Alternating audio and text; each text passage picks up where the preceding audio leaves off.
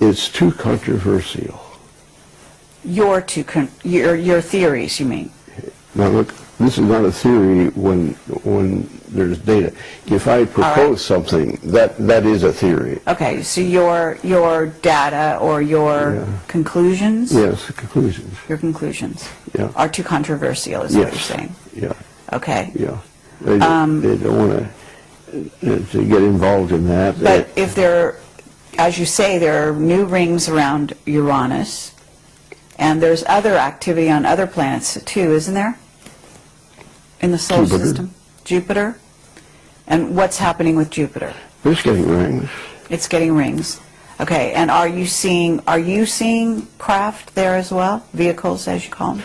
I haven't identified craft, but I can tell you that where there's rings, there are these things.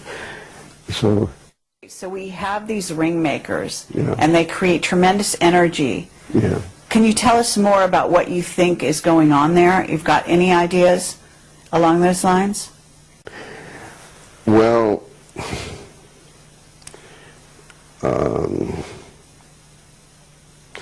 let's just take one that there was this, what do they call them, forward lookers, or these psychologists? Oh, remote viewers. Remote viewers, Yes. right, that's what I'm... I just did an interview with somebody there. Which one? I had heard that there was one that saw something out there in the rings, and they were mining the rings. That's true, yes. Okay. I think I read her book, and she couldn't see anything from the side, but when she looked from the top down, why, that's when she saw things. I see. I happen to been able to uncover what she saw. Really? Yeah.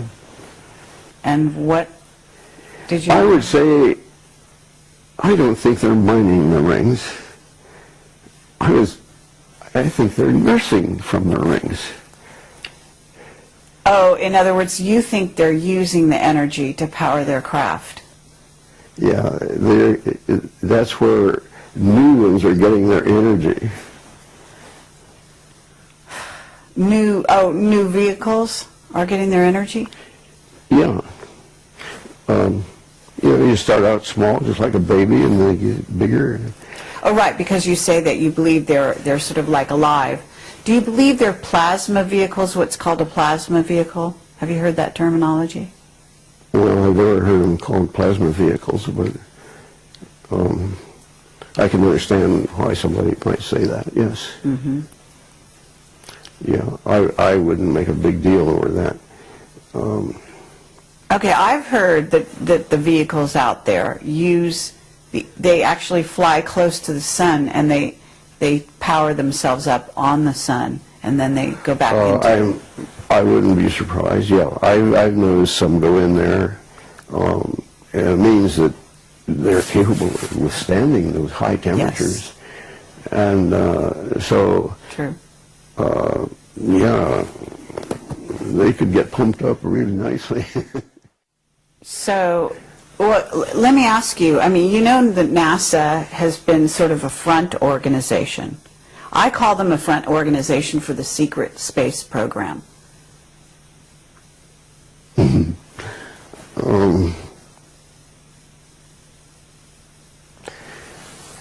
I don't know about being front. Well, when I say front, I mean, if you have an organization that deals with the public, interfaces with the public, and also misleads the public on certain things, by doctoring photos, by, covering up certain things, by only releasing certain things, that's a front organization, isn't it? Okay, all right. I guess you're entitled to do that. Okay.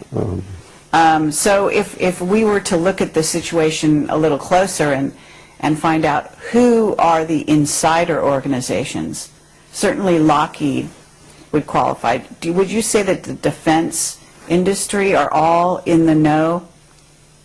No. No? No. And Lockheed only recently has been getting images themselves. And having worked there, I don't think there'd be anybody that would be capable of doing the kind of work I have been doing. I did come up with something that they could do. It required the services of one of the gents that knew how to program the computer. And that was the advantage of the outfit. They said, I can it can handle any size computer that there is. And, okay, so the day came, and this fellow's name on the company, his name was Jack, and Jack called a fellow in and says, Norm's ready for you to program things. Jack, I'm going to have to think about that. Can I tell you over in the morning what my decision is? Yeah, think it over. Next day came, he says, Jack, I can't do it. I am an aerodynamic specialist, and if I do this other, I'd ruin that. It's a no-go. Oh, how interesting. Yeah, that was his attitude. And you check around, and the good guys still have that attitude. Right, that they don't want to get their hands dirty. They don't want to be sort of tarred with the They've same brush. chosen, their route. Straight and narrow. Yeah, you come along and deviate of them. They can't hack it. Very interesting. Do you believe that we're communicating with them? Have you had any evidence of that? Oh, no. We are not capable of doing that. SETI has tried to communicate with extraterrestrials, and they haven't done it yet. They have chosen the type of person, the type of entity that they want to communicate with is somebody that knows how to build radios. Right. That constrains them in their thinking immensely. Right. Okay. There is one flight out to Saturn where the instrument flew by the ring. And the idea was to sense the plasma in there. It had a wide frequency range, and it turned out to be plasma. And so it ticked, and they knew the speed, and they knew the time it took to pass the ring, and so they knew how thick it was. And now that was a plasma indicator. Okay.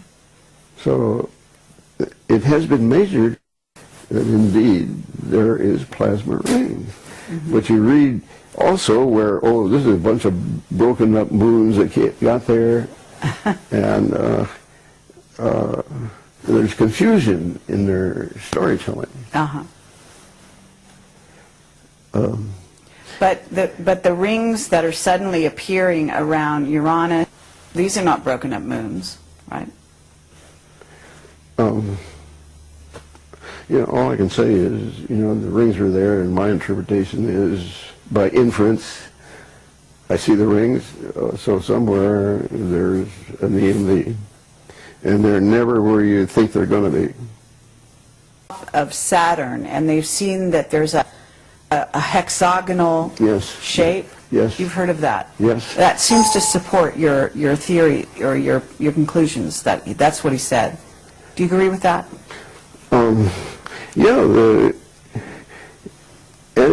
Any geometric form can be made.